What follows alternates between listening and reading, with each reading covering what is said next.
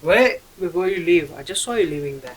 Don't leave because today I'm going to talk about concepts that could be the reason of the existing disparities between different sexes in the society. Now, of course, these are concepts that some of the most burliest men have found difficult to discuss. That is why we stand in a place where we don't understand what is going on and why these women are angry. And different concepts bring clarity to your mind so that you could be the not the alpha male, because alpha male has different connotations, but a good guy in the society. So we're literally going to kick off the show by talking about the showstopper of it all, patriarchy.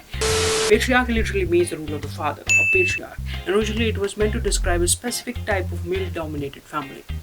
The large household of patriarch, which included women, junior man, children, slaves, well, not slaves, cut slaves out, it says 2021, and domestic servants, all in the rule of the dominant male. Now it is used more generally to refer to male domination, to the power relationships by which men dominate women, and to characterize a system whereby women are kept subordinate in a number of ways.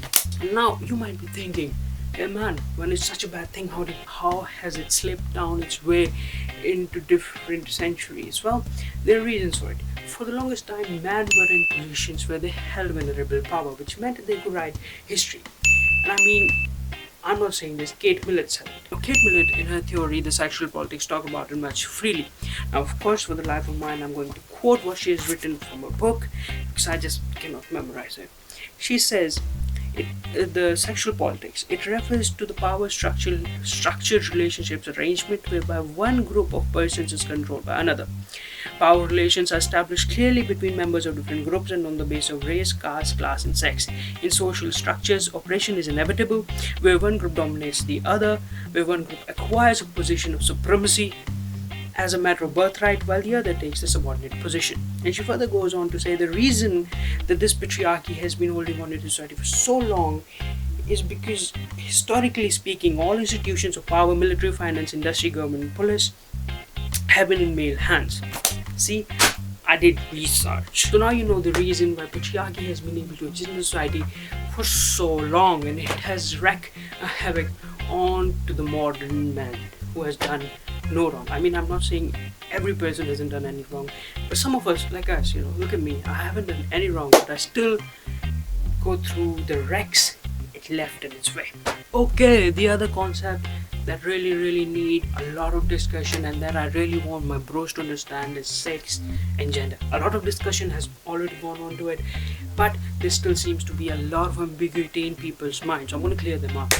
Now, to make you understand the distinction between gender and sex, I've taken up a study which was done by Margaret Mead, an anthropological study back in the days, which she tried to study 3 New Guinea societies and their sexual temperament. Now, the fact of the matter is that the 2 of the Guinea societies, which were Arapesh and Mundugamo, showed androgynous traits, which is alright, but they had reversed sexual roles, which meant they contradicted what general belief is. Now, see, in Arapesh, both men and women showed feminine traits, and in Mundugamo, the other Guinea society, of course, male and female showed masculine traits, and the 3rd Guinea society that I'm going to talk about was Chambuli, wherein the sexual roles were reversed and were contradictory to the general belief that exists in the society. Here, females went out and did all the hunting and bearing and all that to bring in food into the family, while man took care of the family. I hope it hurts the ego of people who think they are alpha males. Now, this research, it is very elemental into understanding that gender roles are constrained by the society, so you can restrict a woman to do household chores while a man can go out and do whatever he wants to do. That is wrong. More clarity onto the subject was provided by Anne Oakley in her book Sex, Gender and Society, wherein she collected a lot of data from American psychologists and doctors on intersex individuals. And the answer came about was that it is important for the doctors to provide a distinction at the birth of a child in between gender and sex, because it helps them to provide a better clinical intervention. This is it. That's it. So if you go wrong in your life and somewhere you found you might not be the person, or you might not want to be the gender that you were described, you can always come out of the closet. Okay, so as I was saying,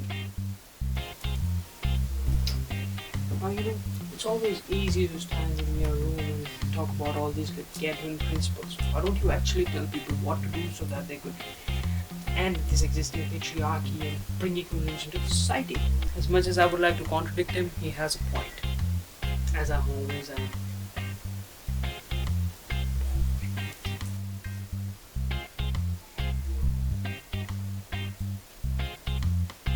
Now, to give you advice on how to bring equivalence into society, I have three very simple ways which would help you to be the new modern man that believes in equality and not in disparity and not in patriarchy.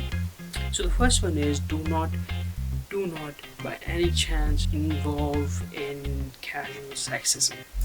Now, see, the fact of the matter is that pop culture has cultivated casual sexism in such a way that you might be doing it without actually realizing it. There's a small thin line which, when you cross, you're actually involved in it. So don't make stereotypical jokes. Doesn't look good.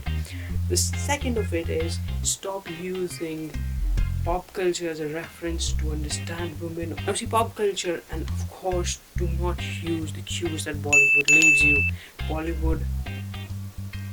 Now, see, the fact about cinema all over is that they use stereotypes because they have small time to showcase large stories.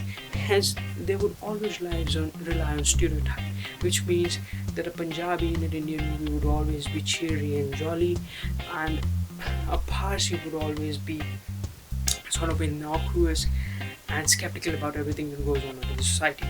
So do not believe in stereotypes that have been left by the pop culture. We're trying to pave a way to understanding girls and women.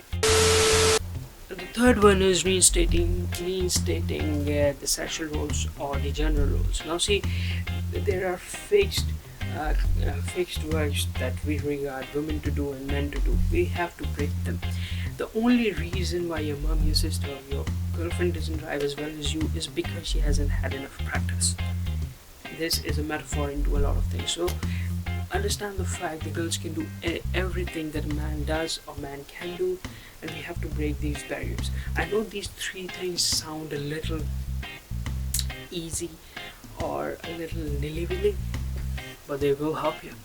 And if you're still someone who thinks that all I've said was sham and there isn't a disparity in the society, I've pulled some numbers from the Annenberg College of USA, which are going to prove you wrong. These are about the representation of women as directors and movie producers in Hollywood, collected over about 20 years, and the research is still going on. So have a look, and I'm going to link it down below, the research, and I hope to see you in the next video. These are not the kind of videos I do, so if you haven't turned up to this video and want to subscribe to my channel, please take a look at my other videos and then subscribe. That was it. Bye.